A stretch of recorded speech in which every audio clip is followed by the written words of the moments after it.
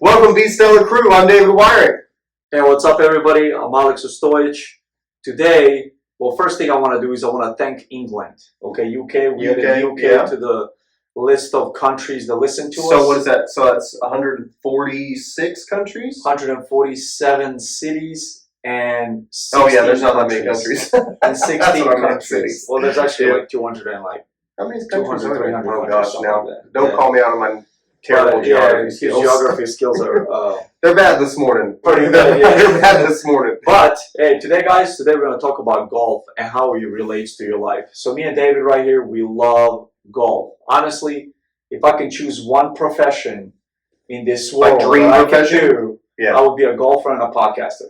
That would be like, I would do that full time. Golf day long. I would podcast off the golf cart. That's what I'm saying. Yeah, put a little backdrop in the back. Hold on a second. Let me get this ball. Get this shot.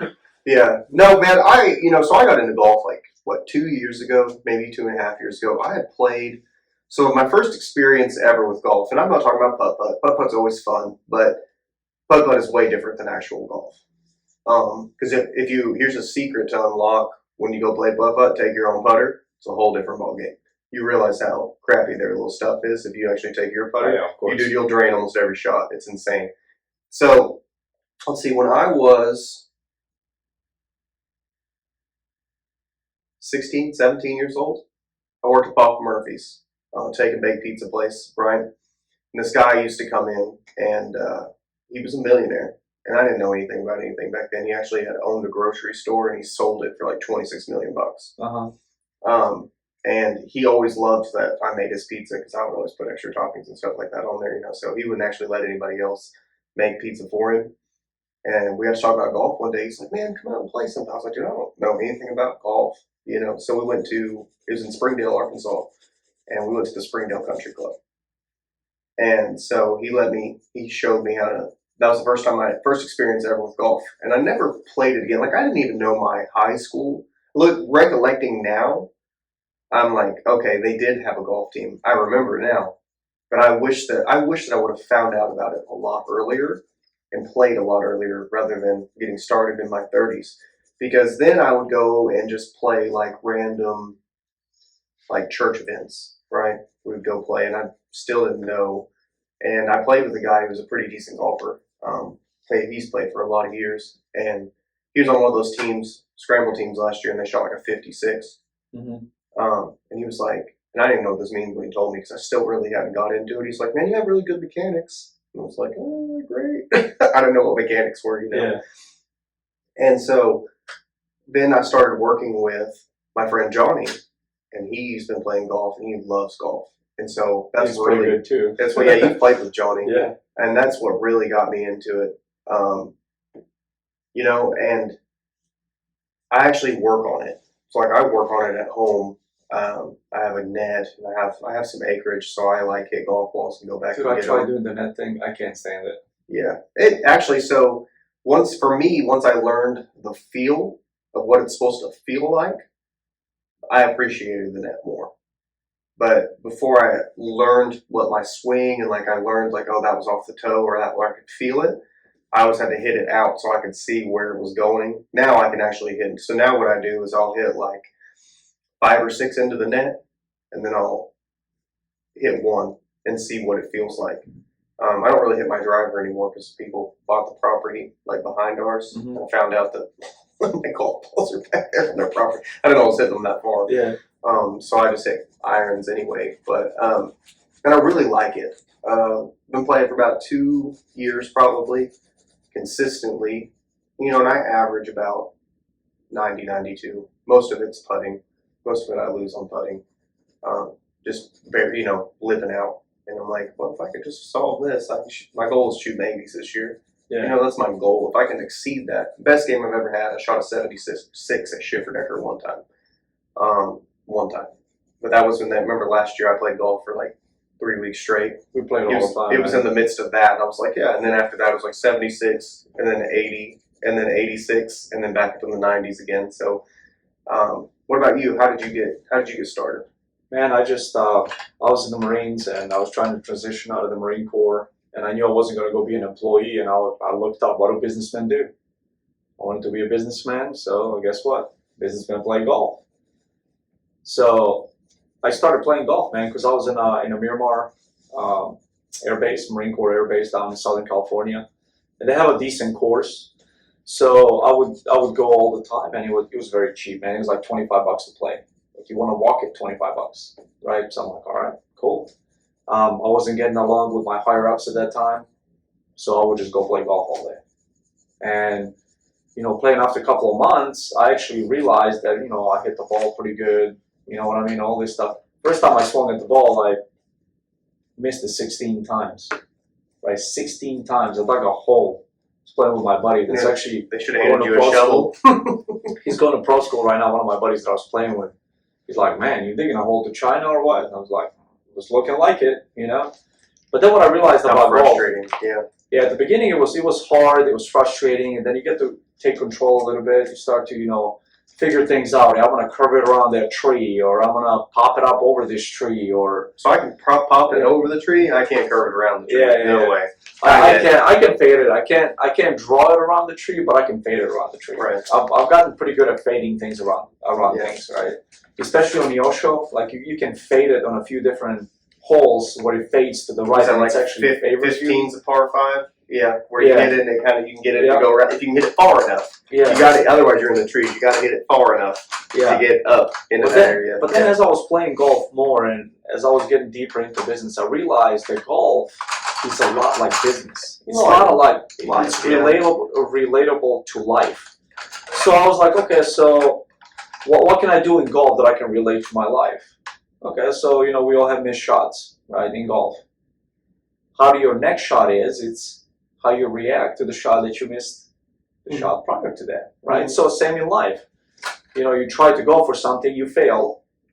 Your reaction off of that is going to determine what you're going to do next, right? So are you going to react, or what do you call it, proact, right? So in golf, that's what I noticed, man. Then I noticed, like in business, it's the same thing. So I started studying it, right? A lot of businessmen play golf, and it used to keep your composure, to teach you how to stay calm, right, in the situations, and I love it, man. I would, like, if I can do two things in my life and live off of it, I'll play golf and be a podcaster. 100%. I think it's the best life to live, man. Well, with golf, I was at Dick's Sporting Goods with my brother-in-law this weekend. We're talking to a guy who's been playing for, I think he said 20 years. He said he started playing when he was 2, so he's like 22, 23 years old. Yeah. And he was working on his swing. And we were just kind of watching him on the monitor simulator thing. And, it is so much like life, because as you study more golf, you realize, if we just talk about golf right now, as you study golf, you realize how much every little thing you do with your body makes up your shot. From your feet placement to how you move your hips, to where your shoulders are facing, to how you're holding your arms, all the way down to how tightly or loosely you grip, and if you got to keep your head down and head straight. And then, we talked about this last year, and I think that this is one of the biggest things that golf and life have in common. Besides getting frustrated and learning just to take shot by shot, the next thing is this. It's like, how many guys do you know of that you've played with that are like, I play golf, but they play with like a ball that is way out of what they should be playing. And they play it just because everybody else plays it, but they don't need to play that ball, and they can't compress it. And people don't understand that. So like me, I'm a decent golfer. Like, I can hit 300-yard drives, not consistently, but I do get one, probably one around. I'll get one, but I've learned that, like, I can't play, I can, but I shouldn't, like a Pro V1, or, Titleist Pro V1, or Titleist AVX, or a, the TaylorMade, maybe the TaylorMade is AVX, or like the high-end Callaway balls, high-end Bridgewater stuff. Like, the guys that the pros are playing, they literally hit the ball so hard that they have to have that ball to compress it, because it's like a 5-layer ball. Me and you, our swing speed's like 100 to 105. Their swing speed is like 140, 150, right? We're not touching that. You know, we still, no, not, well, good luck. I mean, you know, but we still hit the ball like consistently between, you know, 260, 280. And I was watching, if you watch pros, like they're hitting 290. And those are guys who play it every day. So I'm fine. You know, but that's one thing I had to learn is like you said you played with a guy who's been playing for a long time. And he told you which ball he played. I know you said he was slicing, doing all this stuff. Yeah. And part of it is the ball you play. So If you can't compress that ball, so like life, sometimes you have to start with what matches you, right? Yeah. If you've never ran a company before, you can't go run a Fortune 500 company. You don't know all the ins and outs of it. You've got to learn how to compress the ball. So you've got to start small and play what fits your swing, play what fits your style, and then as you swing harder and as you get better, you switch balls. You'll go up because you're learning how to compress the ball more. And that's just like life. As you grow and as your business expands, you do more. You take on more responsibility. You're learning how to compress your ball. What were you going to say? Go ahead. I interrupted you. So I started playing like that too, man. You know, I was like Titleist, right? All this stuff. You I paid had to play $4 that for a golf. If you're starting to play golf and you want to play with top of the line ball, prepare to spend more on balls every game than actual you'll lose golf. them like crazy. Because you just, man, I would buy these balls. I would buy like 15 balls, and it would be like $60. Yeah. Right. And I would pay $25 to walk 18 holes, and by the time I'm done, I'm out of balls. Yeah. So like I spent $60 on balls on one game when you start. So, and I was playing like, you know, more top end balls at the beginning, and then I realized, hey, why don't I just try like Pinnacle? Yeah, you played Pinnacle Rush for a long time. So I switched to Pinnacle, and literally I gained 40 yards on my drive. Mm-hmm. 40 yards on my drive. I gained 35 to 40 yards on all my irons. Mm-hmm. You know, I was able to hit, my pitching wedge was like 90 to like 105. That was my range. And I hit my pitching wedge like 130. Mm-hmm. You know what I mean? So I gained like 30 yards on my pitching wedge alone. That's huge. Mm-hmm. That's huge. And like, what do? I just lower the quality of the ball. Yeah. Well, you like, lowered that's not necessarily quality, but you lowered the ball to what fits your style of play. Exactly. I mean, it is a lower quality ball because it has less pieces, but that's because we don't compress a Pro V1 enough. Yeah, like I'll play a Pro V1 around the green, chip it up on the green because it's a little more sticky. Yeah.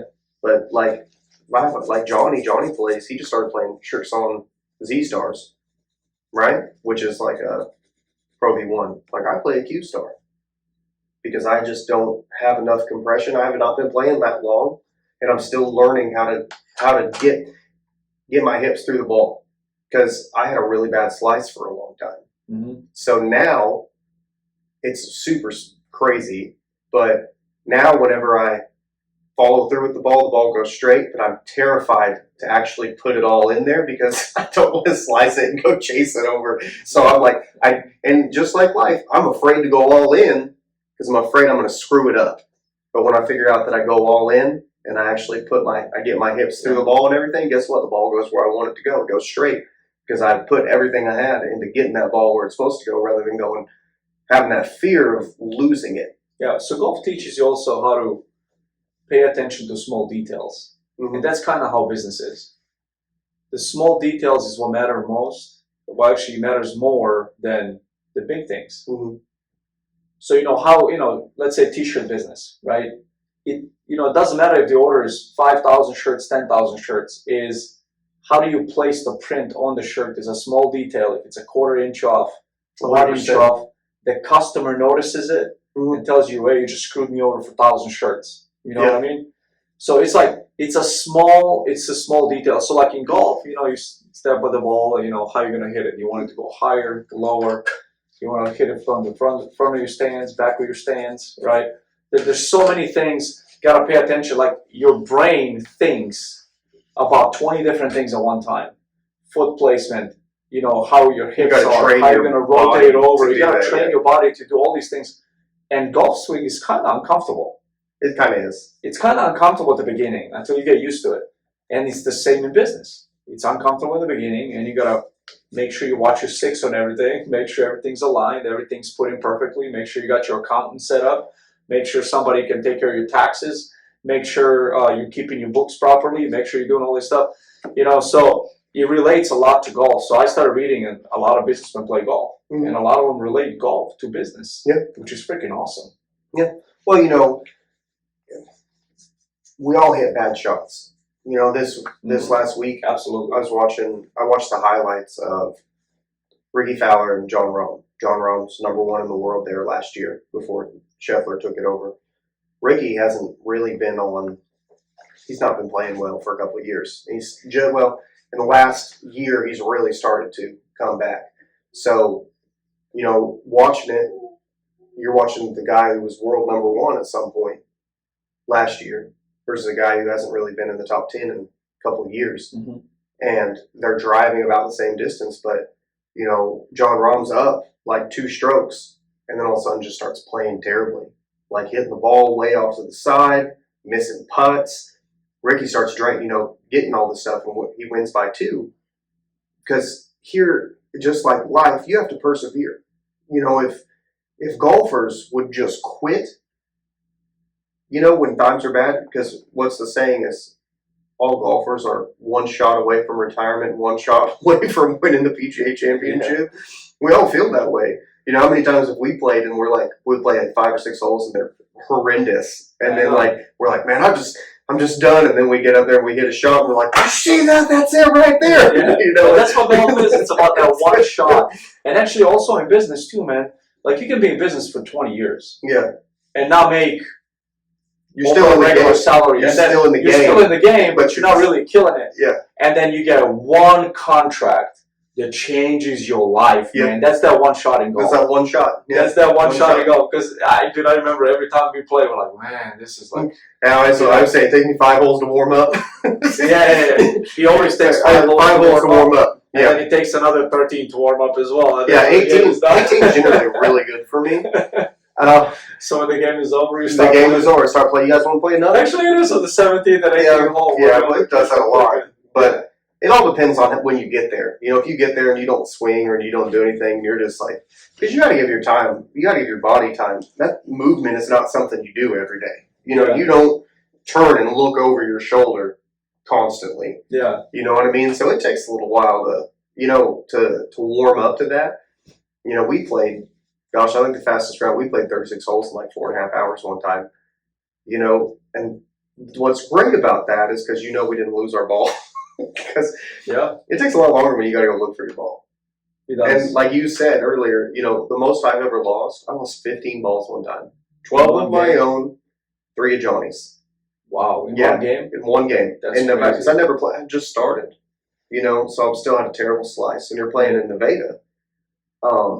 I never played up there. Yeah, I need some revenge on that course now that I'm a little better. Let's go. Yeah, it's on that 4-state golf cart. Oh, it is? Yeah. Okay. Is it a nice course? Oh, when I win, it's pretty nice. A lot of water, a lot of hazards. Okay. So that's kind of like, it's a lot of like tall rough.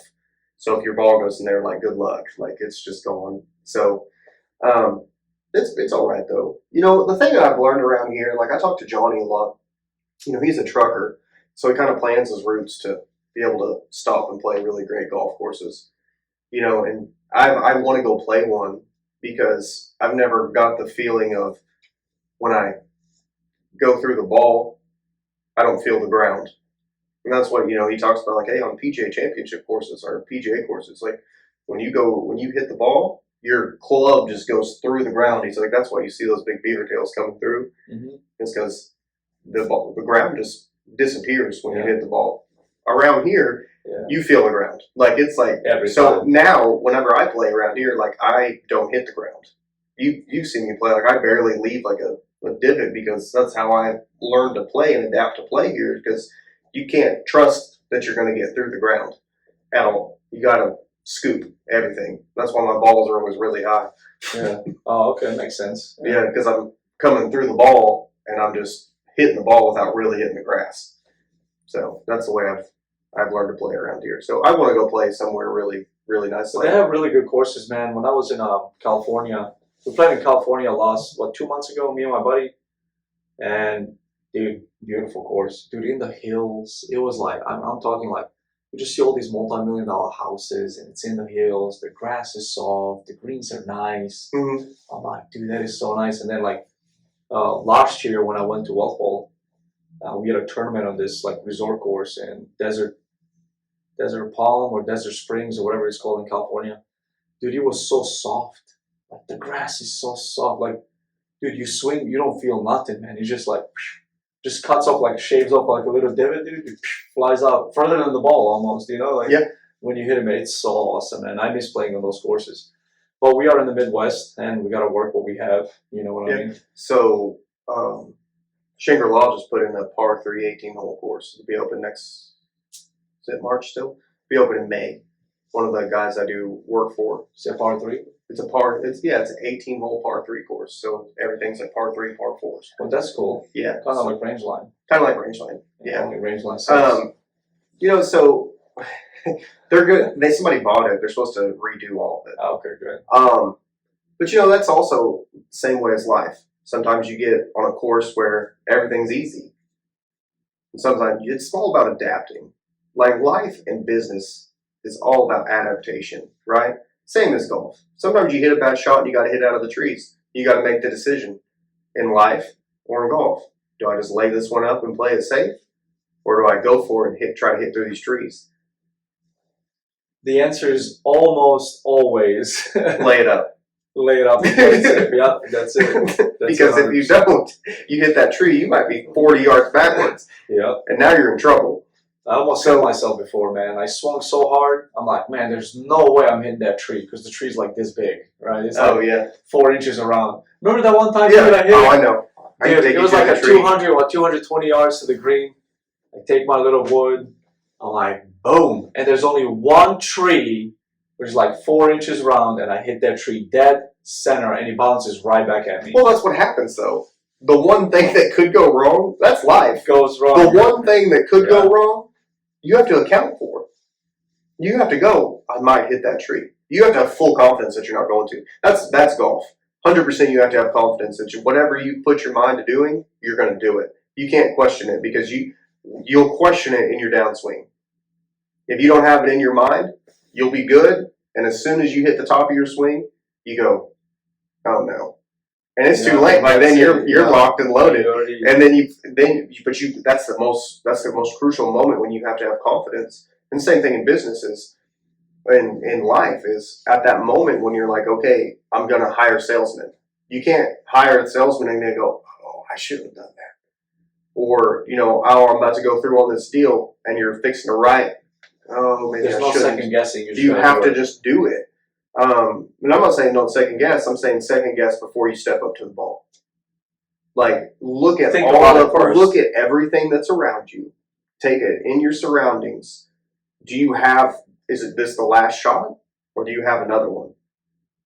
And it's just like I was listening to a YouTube short, and this guy was asking millionaires, "Hey, if you could have advice, man, just go. It'll all work out. Just keep going. It'll work out." And that's in my life. The Lord is good. I always relate this back. Like He's always taking care of me, even in my most anxious moments, my most worrisome moments. I pray, God, just. Let me, and I've always made it through. Everything's always passed, and it's hard sometimes. When you're negative in your bank account, it's hard. When you have a terrible score in golf and everybody's beating you, it's hard. It's hard. It's hard to just kind of keep on playing because you're like, man, I'm sorry, guys, that you keep losing my ball, or sorry you got to wait on me. I know that this is a par 3 and I'm on my 7th shot, and you guys are already done. Yeah. But you have to learn, like golf. Golf is not. When we play golf together, I never look at golf as me playing against Alex. It's me playing against me. That's the last time I played. That's kind of how life is. And that's why I don't because you like to talk a little smack. I don't let it get in my head because I'm not playing against you. Like, I don't care. Like, I'm playing against me. Like, I don't really talk a lot of smack. I always talk shit, dude. I don't. I try to be encouraging to people. The only time I do it is when they say something like, I'm going to hit this ball. I'm going to hit this ball over this tree. And then they hit the tree and I go, you're going to hit it over, huh? and then I just keep on walking. No, I just do it like so. My buddy, he's going to a PGA school right now to be a PGA professional, right? And he's down in Florida. We served in the Marines together, and he's way better golfer than me, dude. Like way better golfer. The kid, I mean, he's a lot younger than me too. He's like 28 now, I think 28 or 29. He's a lot younger. He's, you know, dude, he hits the ball like 400 yards, bro. Like when he hits it, dude. One time I watched the driver separate in half when he hit the ball with it. That's crazy. Like the top of the driver just came off. That's insane. So this one time we're playing. So this one time, hey, if he listens to this episode, he's gonna appreciate this. One time we're playing and we're like, all right, every time we're playing $1 hole, right? If I beat you with a par, if I beat you with a birdie, it's $5 a hole, right? Eagle, $100 a hole. Jesus. So, dude, I'm kicking his ass, bro. We're at like hole 7, and I'm like $15 ahead, right? I'm like, man, I'm gonna kill this guy. It's gonna be awesome. So we come to this par 5, right? I hit the ball, decent drive, hits the tree on the left a little bit, but bounces right in the middle of the fairway. Perfect shot, right? I was maybe like 260, 270 out. Perfect. Dude, this guy wails on this ball, man. I mean, he hits it so hard. I'm like, and you look like you went all the way in the trees. I'm like, wrapped up another one, right? Nope. He kind of faded a little bit. He came right back into the fairway. And he was like, dude, 320 yards. I'm like, yeah, whatever. This guy's not going to do nothing. It was like a 550 yard hole, right? So he grabs his 3-wood, hits the ball, puts it on the green like 15 feet from the hole, man. And I'm like, no way. It's 15 feet, it's a par putt, right? It's kind of downhill, it slopes to the left. I'm like, I'm safe, you know? Nope.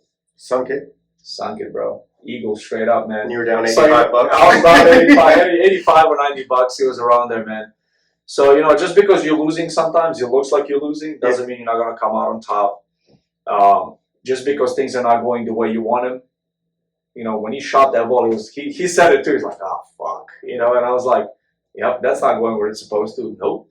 Faded right back into the fairway. Like, I mean, it was almost dead center of the fairway, man. It was like a beautiful shot, you know. But, you know, sometimes things are not going to work out the way you want them. Nothing's going to go the way you want it, but you got to force it that way. You know, just practice your mechanics. Practice something over and over. That's the same thing Get in life. better at it. You have to read books about business. Yeah. Read books about how to improve Absolutely. your mind. Golf, you have to practice. You know, like me and you have both played with people before. And they're like, man, how long have you been playing? Year and a half. No way. Yeah, No they way. don't trust us, yeah. No way. I've been called a liar a million times. Well, because like to me, shooting in the 90s, that's my average, 90 to 94, somewhere in there. And people are like, I talk to people that have been playing for 20 years. I'm like, yeah, what do you shoot? Like, what's your average? Oh, 105. I'm like, 20 how? years? I don't know. I don't get it. How do you shoot 105? I'm like, do you ever practice? Oh, no. Well, that explains everything. Oh, but they play like 3 times a year. You know what I mean? And then, I mean, it's just like we play. There's a lot of golfers around here, though. There's a lot of pretty good golfers around here. Like, you just randomly play with people, and they're good. Like, they're bombing the ball like 340. Dude, and you're just like, I joined this like Wednesday evening league. They call it the beer league. Yeah. Right? And dude, there's this country dude, man. Bro, he hit the ball. So, what is it? O'Neill show is, let me see, 12. I think 12. 12 is the one that fades to the right like this. Where is 10, it? 13. 11's par 3. 12 is the one that goes like Yeah, that. that one. Yeah, so it's 12. Dude, he hit it, and he went over that tree. You know, that tree kind of That one sticks tree out right in in the the middle. fairway. Yeah. Flew right over. I was like, man, we ain't never gonna find that thing. Dude, we got over there. It was like 20 yards in front of the green. Yeah. I've never seen anybody hit that hole like that. That was insane. I was like, dude, there's no way. Dude, we birdied that hole like as a team, you know?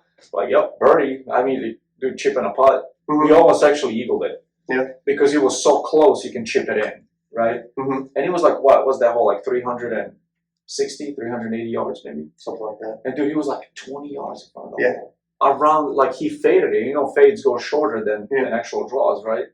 So, yeah, dude, it was just crazy, man. So. And I love that, though. Like, you know, so first time me and you played together. Second time Yeah. we played together. We played against each other, and then we were like, "Well, were we tied?" I think we were tied, or you were down a shot. You were down one shot, and we're playing in Monet. I love Monet so much. Yeah. And you chipped in birdie Yeah. on 17. Yeah. And then I chipped in birdie right Right after after, you. That was yeah. my first chip in too. Dude, it was awesome. Yeah, Man. it's so much fun. I love golf. You know, like I love the camaraderie of golf. You know, it's hardly ever that I meet somebody on the golf course that's that's a mean person around here anyway. You know, like everyone around here is pretty nice. Like they're like, yeah, just play through, or whatever. Like everybody's super nice. Where I've heard horror stories about people hitting balls at each other and sorts of stuff like that, but I've never experienced that. I was playing in Indiana, and these guys are coming down this way. I'm shooting my fairway, and I pull it left, and it lands right next to this guy. 300. I hit it maybe like 280, 290, maybe 300. Like it was a really good drive I hit, and I actually hit it with a nice draw, but I didn't hit it to the right of the fairway. Hit it in the middle of the fairway, so it kind of like drew right towards him, right? He's like, "Hey, you fucking asshole!" Like he's like yelling at me and stuff. So I take my card, then I go over there. I'm like, "Where's my ball?" He's like, "Oh yeah, sir, it's right over here." I'm like, Yeah. How do you change your tone like that? You know what I mean? Like, I mean, I've hit up on people, but it was never intentional. It was because I couldn't see them.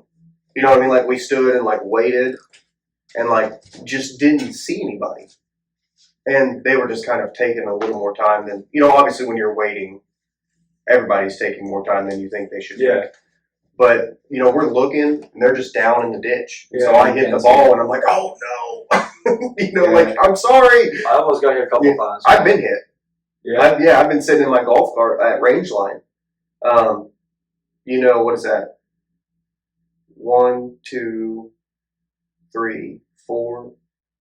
So they're on 5, which is the one that sits on top, on the greens down here. Yeah, it's the long one. Yep. So we're sitting on 6, sitting in the golf cart on the sidewalk.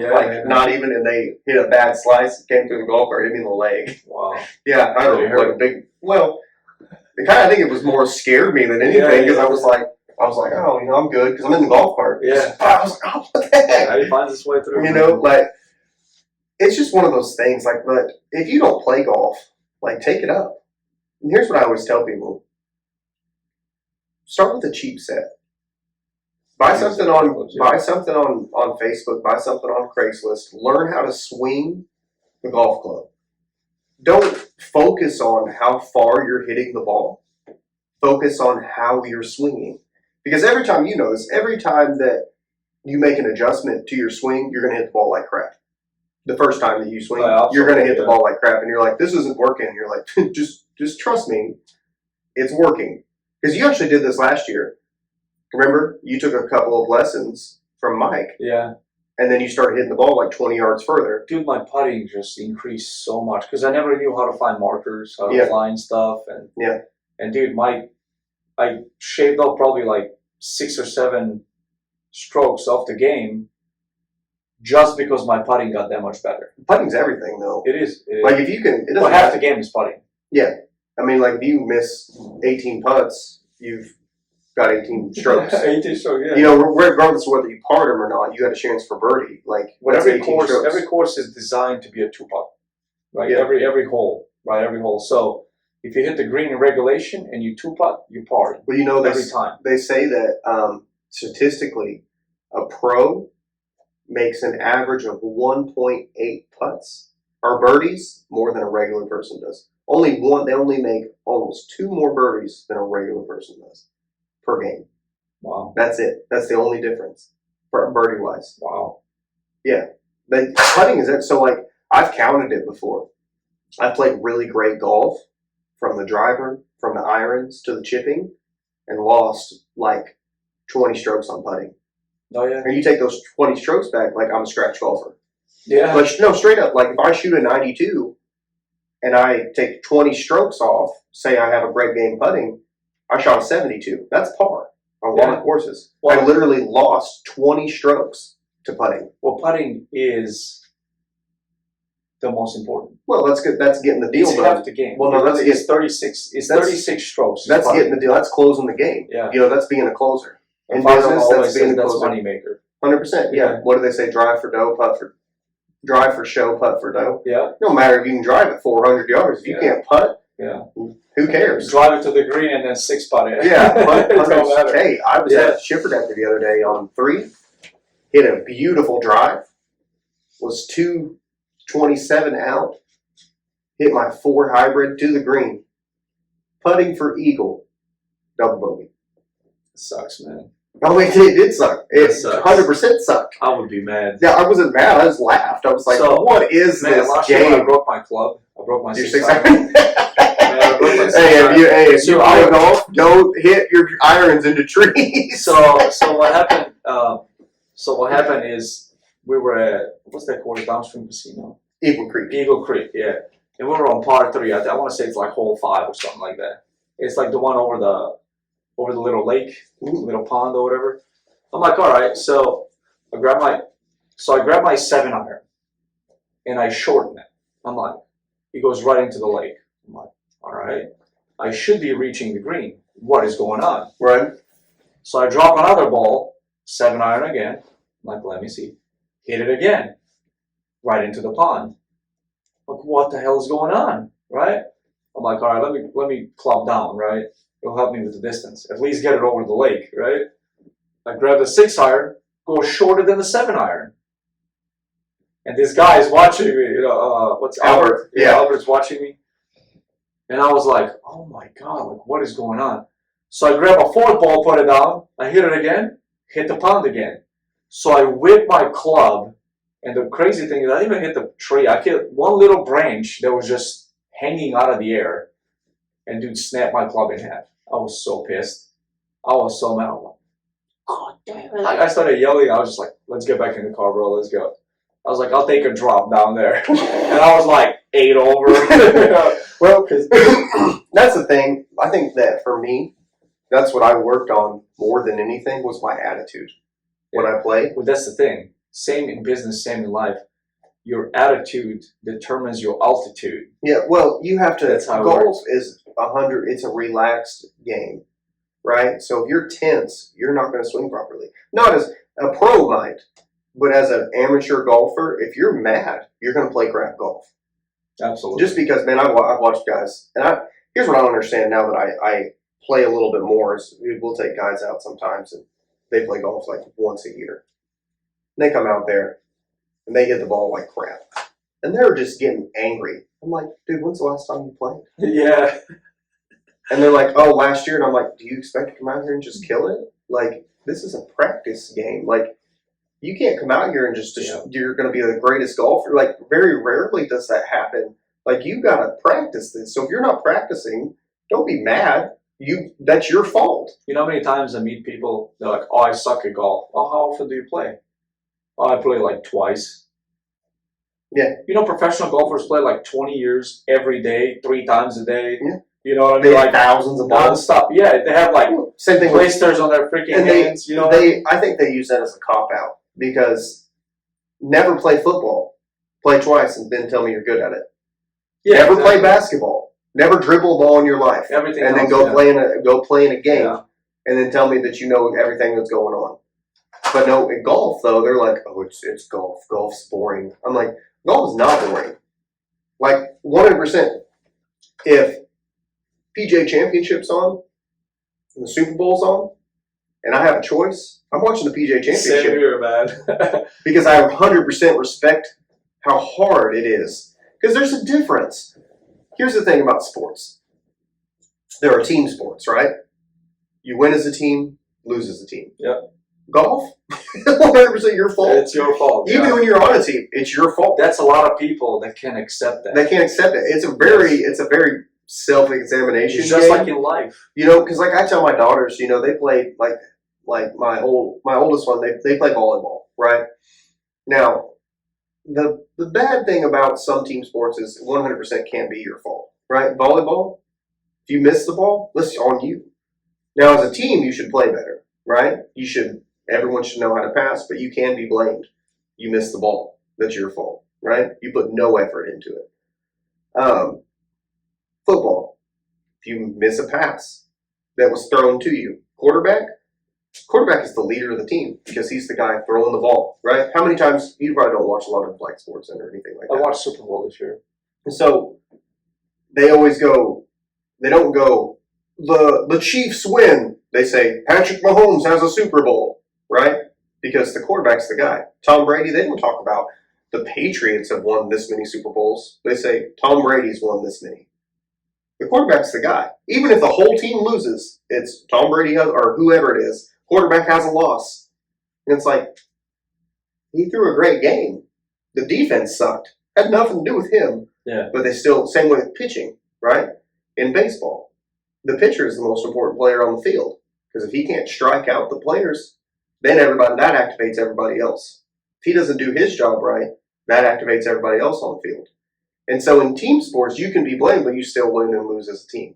Yeah. In golf, 100%. it's you. That's the reason I said earlier, is like, me and you go play, even if we play quarter hole, penny hole, dollar hole, whatever, like, if I lose, that's still my fault.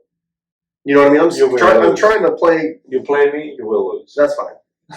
I don't care. But I play against myself. Because if I can be better than the last time I was out there and pick out the things I have to work on, and I don't let other people get in my head about, because let me tell you something, when we all go play golf, when four of us go play golf, you guys give me more crap than you give anybody else out there, and I'm the quietest one. I don't say anything to anybody. We're trying to get that. You're trying to get that rise out of me, so I'll be like, but you know, and it very rarely happens that I'll say anything. Because It's fun. I'm just trying to go out there and play. I would encourage you to be better. I don't want to encourage you to be worse. That's why I like golf, man, and that's why I said it's very relatable to life, is because when you make a mistake, you have nobody else to blame. You blame yourself. In life, when there's something happening to you, if you're not successful where you want to be or where you think you should be, right, there's no one else you can blame. I don't care about your parents. I don't care about your brothers, your sisters, your mom, your dad, your friends. I don't care what you got into. At the end of the day, one day you will become a grown man or a woman, okay? Maybe up to like age 16, 17. You depend on your parents and stuff like that. But after that, you're your own man or a woman. And you make your own place. Yeah. We all have different life situations, right? Some of us are born with millionaire parents. Some of us are born with no parents. Some are born with nothing. Yeah. Some of us realize later in life that we want something different, and so we have to start from the bottom in our 30s. Yeah. You know, instead of like, and again, we do have those times where we're like, man, I wish I would have done this in my 20s. Yes, I say it all the time. You know, and it is a regret, and it sucks, and there's nothing I can do to change that other than if somebody, once again, if you have a time machine, please contact me and let me know so I can go back and slap myself. When I was 18. When I was 15 and say, hey, get your stuff together because you need to do different things in your life. But no one told me. And I don't try to make excuses for it. I want to. 100%. I want to blame my whole life on why I'm not more successful. I do. Why wouldn't I? But at the same time, I own up and I take accountability and I look back and go, you made this bad decision. You made this bad decision. It's never too late either. And so now I'm trying to fix all my wrongs and make them right. And it's hard sometimes. You know, we were going to talk about discipline today. The discipline of that is hard. The discipline of golf is hard. To stay focused when you just hit a bad shot is hard. To not be frustrated, because I've thrown my club before. You know, I've hit a drive and just dropped my driver and went, whatever. You know what I mean? And it's hard to not allow that frustration to seep over to the next shot, or play a bad hole and allow it to seep over to the next hole. Because because you've hit good shots. And if you can do it once, you can do it again. Do it again, yeah. And so that's what's frustrating, is that like when you have a great day where you make $1,000 in a day, you know that you're capable of doing that. Yeah. And so when you go through 2 or 3 days without making any money, it's frustrating. It's a gap of time, right? So what we're doing is, you're closing the gap of how often the good things are going to happen. Same thing in golf. If you have a good shot only once a game, then if you play long enough, in let's say 6 months, you're going to have a good shot twice a game. Mm-hmm. And then you're going to do it, 10 times a game, 15 times a game, 30 times a game, right? So now you're increasing your ability to hit better. Same in life. It's the same thing. You know, if I have a $5,000 day, right, and then I don't have another one for 6 months. Okay, cool. How do we close the gap? So now I have 3 $5,000 days in 6 months. You know, and then 3 $5,000 days in 1 month. And then 3 $5,000 days in 1 week. Yeah. And then 3 $5,000 days in 1 day. And just make 15 grand a day. Or 45 grand a day. Yeah. You know, and that's the whole thing. Is like you have to take life in, and you have to be able just to breathe and say, how can I be better tomorrow? Because something that I've tried to teach myself, and something that I always try to learn is, okay, what can I change today? What can I do different? Because there are times in my life where I've had bills I couldn't pay. There's nothing I can do about it. Oh, yeah. So am I going to let that take all my attention and worry about something that at this moment, It's the not only thing I can do is go to work. The only thing I can do is go to work. Work and try Try to and change the situation. Is it going to change it today? No. But if I can go find something to do, and I can make, you know, $100 or $200, I'm closer to my goal. Of course. You know, and that's always just the hard part. Is like having the self motivation, and that's where people lack tremendously. They lack self discipline and self motivation. They do. They lack the motivation to get out of bed and go, all right, it's time to go. Today's going to be a Right, good day. without like working a job. Say they work a job, you know, they know they have to get up and go, or they're going to get fired. If you work for yourself, nobody's going to fire you. You're just going to fail. Yeah. So it's like, well, no, I'll just fail today. I had a very bad day yesterday. I'll just fail today, and then it's a roll down the hill because you didn't stop it and start climbing back up. You just went, nah, I'll just go work at McDonald's. Well, there's nothing wrong with that. Like I've said, if everything dried up, I'd go work there before I'd let my family starve. I'd go do something before I'd let my family starve. Regardless of how much, you know, because when you're broke, there is no pride. You can't be proud and broke. Yeah. No way. Absolutely. You can't. You have to do whatever it takes. I would say I would never stand on the side of the road with a sign that begs for money. Well, I say that. I might. It really depends. If I ever see that, bro, I'm just going to take a picture. I give you $1, and then I'll just move on. I'll take it. Did you know the average panhandler makes $25,000 a year? Tax free. The guy on the side of the road that's asking for money. Well, actually, like in Chicago, it's more than that. Yeah, that's an average across the board. $25,000 a year. That's crazy. I remember one time, dude, I was at Neosho Walmart, and this lady's out there asking for money. This guy drove up and he handed her like one of those bakery things of bread, right? And she, oh, thank you. And that guy drives off. She turns around laughing, walks back to her man, I guess, in the car. Like, I'm going to go do that again. Like, I'll never give those people money ever. Yeah, so the same thing happened to me, man. I was driving, I gave this dude $5. I went and worked 12-hour shift, came back. Guess what? He's at the same light, but it was evening time. I worked 7 to 7. It was summertime, it was in Chicago. And then this guy, like, when I was waiting for the light, I see him and he was like walking away. And I'm like, where's he going to? So green light turns on, I kind of go through the intersection, I pull over, and I'm watching this dude. And he goes around this corner, goes into this next block. I'm like, all right.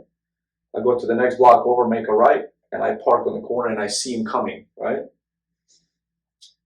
And dude, he jumps in like a brand new Mercedes, bro. Like takes his raggedy coat off. Underneath, he's actually dressed nice. Jumps in a brand new Mercedes, and I'm like, oh, all right. I will never, ever in my life. I see him all the time nowadays. So I just roll up the window if it's open, right? I don't talk to him. You know the guys, ones I feel bad for. And the ones that really need it. No, I feel bad for the dogs. You know those people out there standing there on the side of the corner and they got their dog out there with them? Oh my God. I feel bad for the dog because that dog has no choice. No, for real. That dog's out there starving and that guy's out there like, so I've actually watched a lady one time. She went and got a couple of cheeseburgers. And she fed them to the dog right in front of the person's face and said, you can work, he can't. Wow. And he's right. That's the same thing with kids. Like, don't bring your kids out there. Yeah. You know, kids don't have a choice. Like, kids don't have a choice. Kids can't go. I mean, I guess they can nowadays. I've listened to stories now where 16-year-olds are doing drop ship, e-commerce stuff, making $50K a month. Oh, right, do all kinds of stuff. And I'm like, I don't even know what that means. There's so many things. I wish I knew what that meant, but I don't even know what that means. Like, well, if you actually open up a book, did some research. I do, but I know I need to read more stuff like that. I'm so bad at the internet. So bad at it. That's not an excuse. It's not an excuse. I'm just bad at it. How long do you publish your website so everybody can know? Into this month. He's been working on it for about 2.5 months, guys. Okay. I haven't been working on it at all. The first time he started it was actually after New Year's, because they said he was going to publish his blog like I got mine. It's still coming. It's only 2.5 months in working. Procrastination is an art form. No, it's terrible. I need to get it. You're right, 100%. I'm so busy and I don't make time to do that. It's not a priority. You know, let's use the old adage of, instead of saying I'm too busy, let's say it's not a priority and then see how everything shakes out. It needs to be. And I need to change it. So I'm wrong. I'll admit it. I'm wrong. At least he admits it. Yeah. But golf season's here. It's beautiful. I'm so excited. I can't wait. If you guys want to play golf sometime, Be Stellar crew, hit us up. We'd love to go play with you. We're not scratch golfers. We shoot at 80s, 90s. That's just straight up. But golf is a lot about life. Take things in your life, learn to apply them to how you can change and how you can be better. Don't just sit in your house and hope things get better. Practice, practice, practice. At whatever you're doing, practice. Read your books. Talk to your mentors. Talk to your training coaches. Whoever it is, whatever you're trying to do, whatever you're trying to get better at, put in the effort, put in the time. You'll see the results. You just have to make it a priority to do those things. And if you don't be mad when you fail. Don't be mad when it doesn't work out. The only person you can be mad at is yourself. You have to put in the time. Time in the seed. Otherwise, you'll never be what you want to be. It's not going to fall in your lap. Especially, what are they going to do now if they ban TikTok? All these people are TikTok famous. Good luck. They're never going to ban TikTok. They're in court right now. I hope they ban it.